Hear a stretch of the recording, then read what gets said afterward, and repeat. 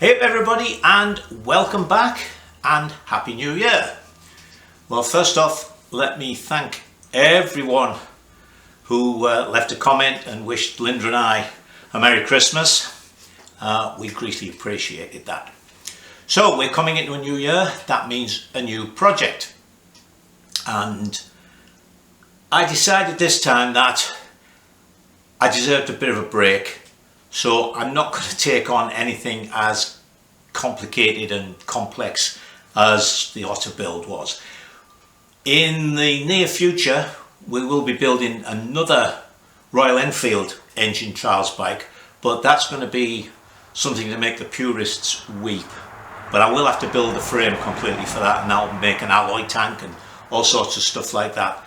But for this one, I wanted to do something A, that was less work, just to give me a little bit of a break, and B, to get us away mostly from trials bikes, because I know not everybody who watches is interested in the trials bikes, particularly I would think more the US viewers, because trials isn't big here. I mean, I think in the UK and probably in Australia as well, and Europe in fact, almost everybody who rides a bike knows what trials is, but here in the US that's not the case.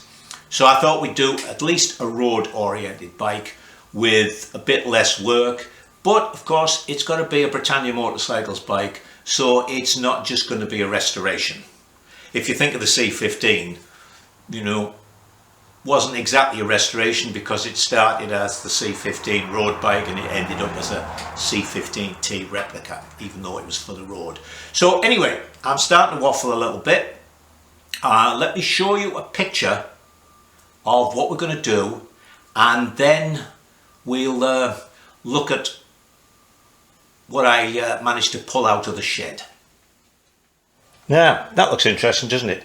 I meant to tell you in the sort of introduction that amongst the other criteria, oh pardon me, I wanted to use up some of the BSA stuff I've got, because I've got tons of it, and I definitely wanted to sell this bike, so I decided to do a BSA, and this is the one we're going to do.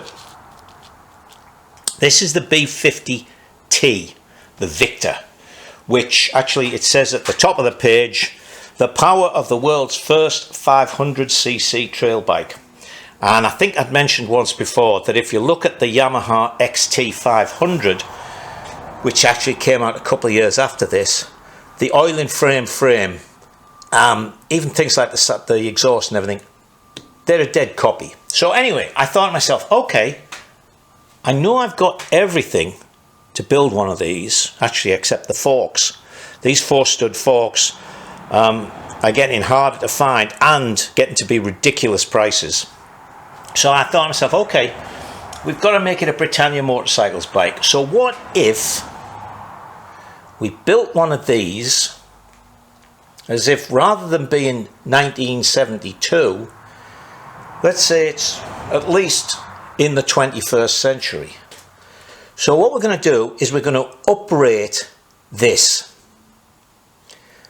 We're going to put upside down forks on it, a pair of Paoli upside down forks.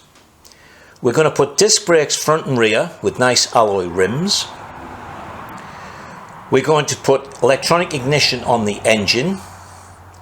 And other than that, it's going to look more or less just like that. We'll do things like we'll have LEDs for the lights and so on. And I don't particularly like these big Lucas indicators, and I don't think I've really got a good couple of pairs. A couple of other things, like I didn't like the wire headlamp mounting, but a lot of this stuff we'd have to change anyway because we're changing the forks. So I went and had a rummage around to get all the necessary bits for this. So let's go and see what I found. So I have two oil in frame frames, and this one actually has a little tag on it to say that I have a title for it, which is very good because I want to sell this. But when I looked at it, this is an MX frame, and it doesn't have like the little pins there and the various brackets for mounting side panels and stuff like that. So I went and had a look at the other one. Hold on a second. So here's the next one, and this is actually a B50 Ss frame, but it does have the little knobs and things on to mount side panels and stuff, as I mentioned. It has one engine plate, but I'm pretty sure I got some more engine plates for that. It's got the swinging arm pivot in it, which is good, and I've got a swinging arm for it, which we'll look for them in a minute. But you may think to yourself, hey up, what's that? Let me zoom you in and tell you.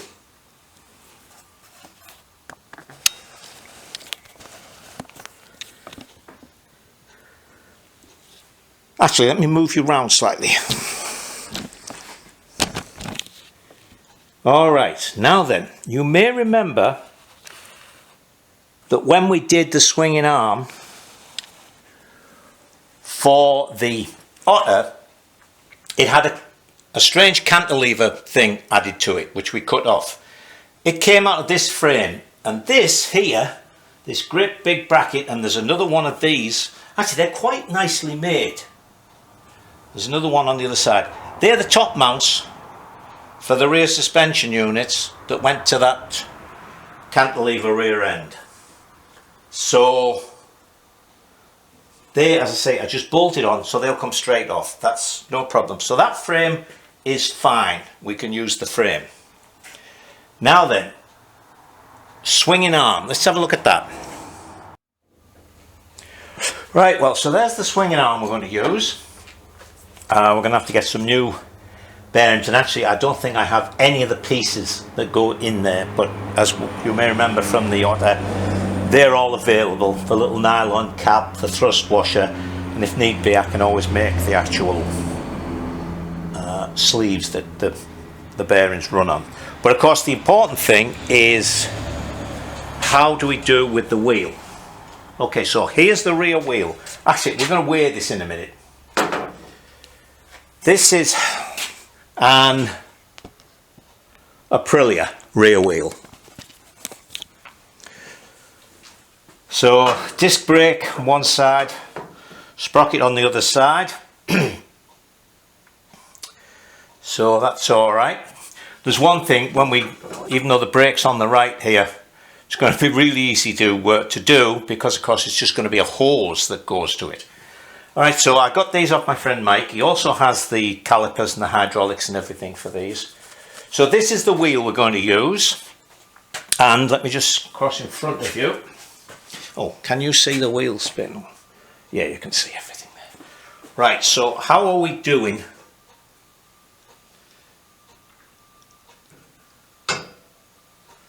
That fits in there perfectly. If I put that up against the spacing piece here, we're about 1/16 of an inch off this red spacing piece on this side. So that is perfect. It's not going to cause us any problems. Got to check about centerline and chain and stuff as well. But the other thing, of course, that dictates the amount of work is the size of the wheel spindle. So here's the BSA one. And it is 620, give or take. So it's basically 5/8. And this one is 663. So it's just over 40 thou more. 663. Hang on, let's take that back to there. Convert that to millimeters. It's basically 17 millimeters. I think I have a 17 millimeter ream. So we can ream those out, use this wheel spindle. Everything is going to be really good at the back end. Alright. We'll do our normal measurements to find out where this is compared to the centre line of the rim and all that. I've got a B50 back wheel, so we can just take some direct measurements off that. Right, let's look at the front end now. Right, well, here's the forks and yokes. So as I say, they're a pair of upside down peolies. So they're a nice fork. Alloy yokes, all that sort of stuff, so they'll be nice and light. This is where we come to already our first annoyance. Okay, so they've got taper roller bearings, of course, same as the B50 has. Actually, I didn't mention that, but that's one plus for us in that the headstock of the frame is made to take taper roller bearings. So we don't have to try and do some modification from ball bearing races to the taper roller. But let's take that off.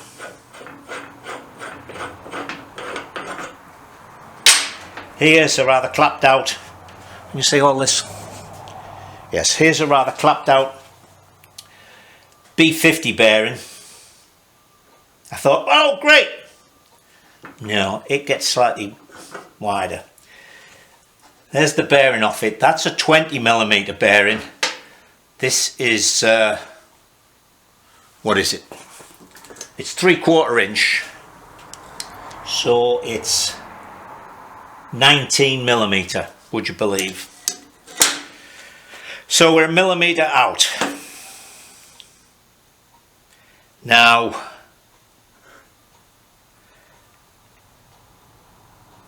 I thought to myself, okay, we'll take this out because this isn't long enough, this stem.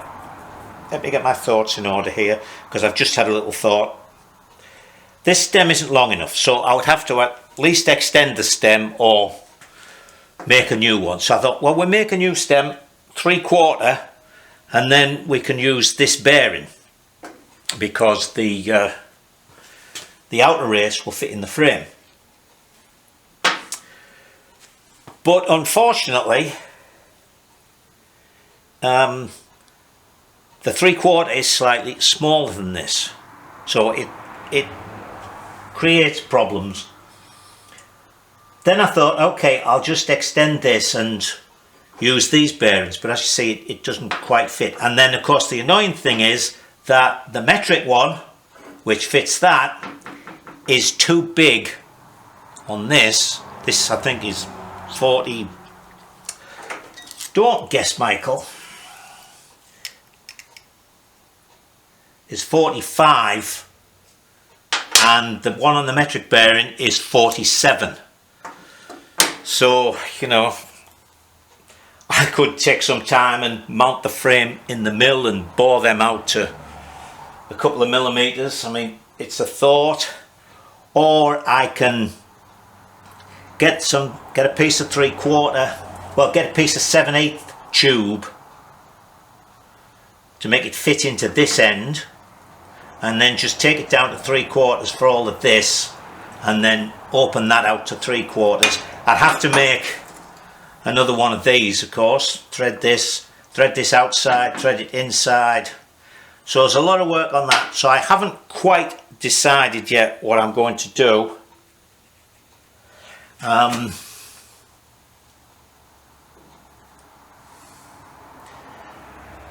could maybe turn these down to 3/4, turn that off and run a new thread on that, and then I'd have to make one of these. But so there's a bunch of thinking to do there, but it's nothing major. So that'll be our forks. And as I say, I've got a front wheel to match, gonna get the calipers, all that sort of stuff.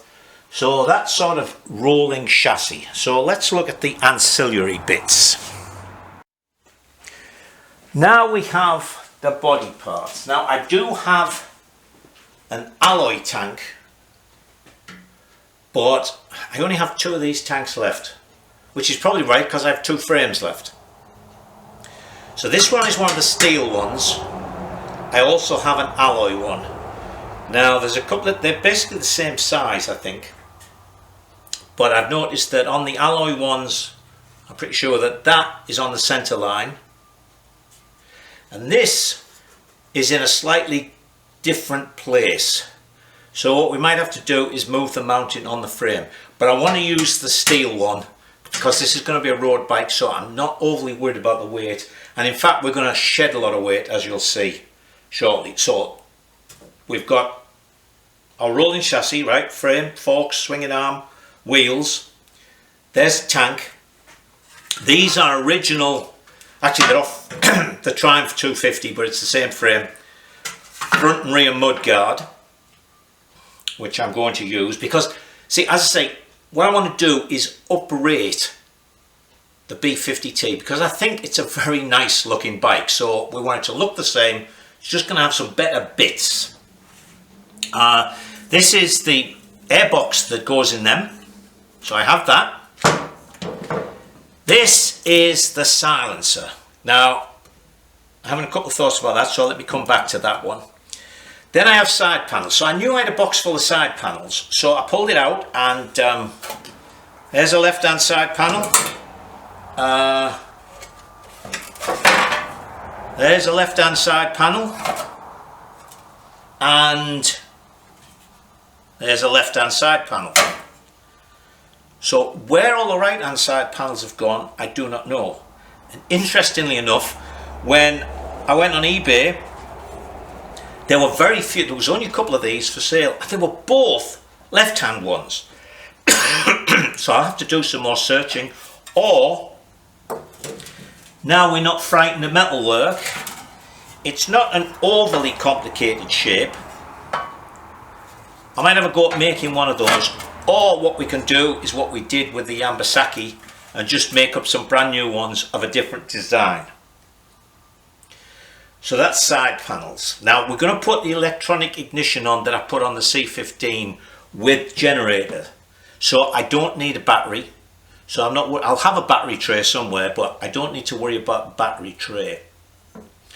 Right, exhaust. We're going to get the scales out in a minute because there's a few things I want to weigh. This is the silencer that it came with. Right? It goes on, let's see, goes on like that. Exhaust pipe comes in here. There's that heat shield on. This fits into the frame and comes out at the top. Weighs a ton. But, you know, it was designed in with a bike and it actually looks quite nice on the bike. So I'm thinking what we might do with this is make an alloy one. As you can see, it's got a back and a front piece, so we could make the front piece up. Or I was planning also on making a stainless steel exhaust pipe for it, but I found that BSA Singles here in the US, he has some nice chrome pipes for the B50. For the B50 MX had like a either straight through or a megaphone type silencer. So that's in abeyance for the moment. So let's think, we've got the bike up on its wheels, we've got a tamp, we've got mud guards, we've got, we'll have side panels, airbox, etc. Things like handlebars and all the rest of it we'll have to buy. We've got mud guards. So we're getting there. I've got footrests. I only pulled one out, but I know I have plenty of these, so I have footrests. I think I'm thinking of making it just with a single saddle, so no pillion, so I'm not worried about pillion footrests. So that's about it for that. So the only other thing is the engine. So what have I got left for engines? I think I've still got a couple out in the shed which are stripped. There's a round barrel B44 out there. This one actually, I think I took the head off and measured it, I can't remember, but it's got a new set of cases, no number on, but I think that's a round barrel B44 as well. That's a B44, yeah, that's a Victor Special. That's a C25, that's the earlier 250, and this one here is a B50 MX, and lurking in the back actually I do have a B40, a distributor model B40, which is seized solid and in pretty poor shape. A friend was picking up a bike that he bought and that was sitting on the floor, and the guy said to him, well, you know, there's this old engine, do you want it? and he thought of me, so he picked it up, but I haven't even looked at it yet. That's got to be unlocked. So we have a B50 MX bottom end there. Move that. Turns nicely. No play in the big end. Pretty sure that I've got everything to go with that, or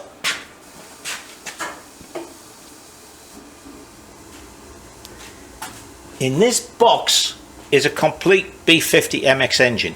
One of our viewers, I think he's in New Zealand, said that B50s were really rare there. Could I help him find an engine? Well, I had one, so I even boxed it up, all ready to go. We agreed on a price, but then it turned out when we got in touch with the people he got a quote off, which was a reasonable quote, they wanted me to have a certificate for fumigation because it was a wooden box. Then they told him he'd have to pay to get it cleaned at the other end, and they suddenly came up with a quote that was actually twice what they'd said originally, so we agreed that it wasn't worth it to get that there. So I have another engine there. The box is all fastened up. I'll check to see what I've got for the other bits, but I have a complete engine for certain. So there's engine. Mentioned exhausts. That's all the bits. So let's go and get the scales out, because I want to show you a few things. Right, well, here we go with my snazzy new weighing scales. Yeah, it doesn't matter about that. We know it's starting at 0.2. I'm going to read the book and find out how to clear it. Alright, let's start off with the silencer.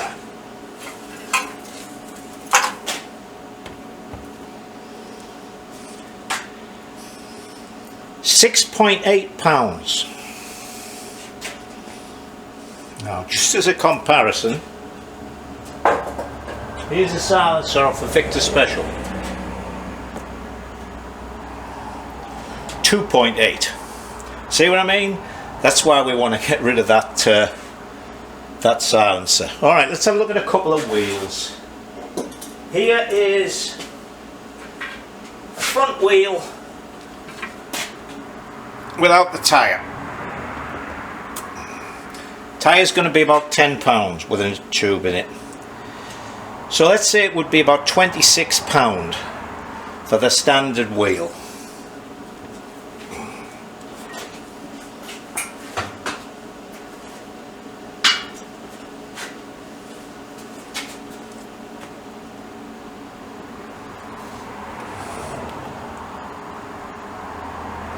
£9 lighter. Okay, £9 lighter. Alright, here's a back wheel. This doesn't even have a brake plate in it. Oh. £37 plus probably a couple of pounds for a brake plate, with 37, 38, 39, something like that. 38. Okay. Back wheel, again, we don't have a tyre.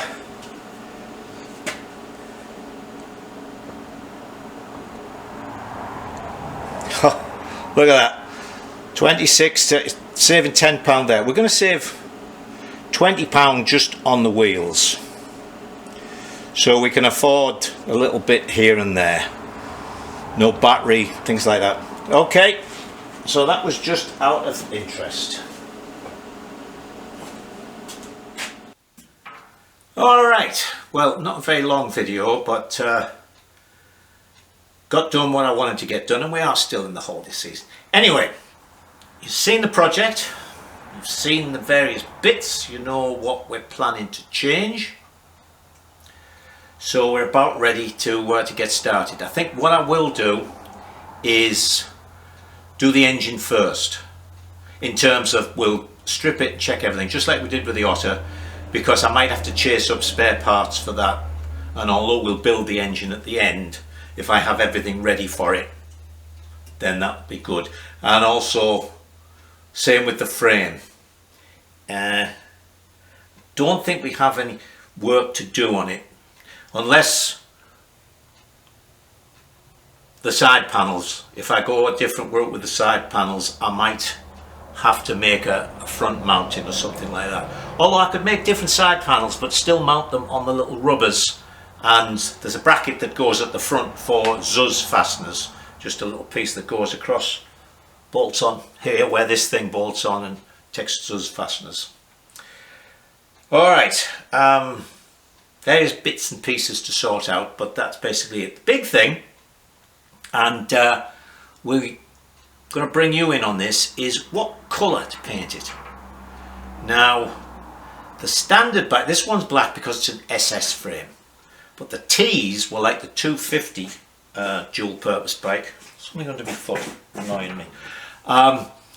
They were a grey colour, the tiniest hint of sort of green in it. And I did a B25T restoration a few years ago, so I got the paint matched up, I think off the footrests. So I have paint to do with the original colour. We haven't done any reds, so maybe grey frame, which does look quite nice, I have to admit.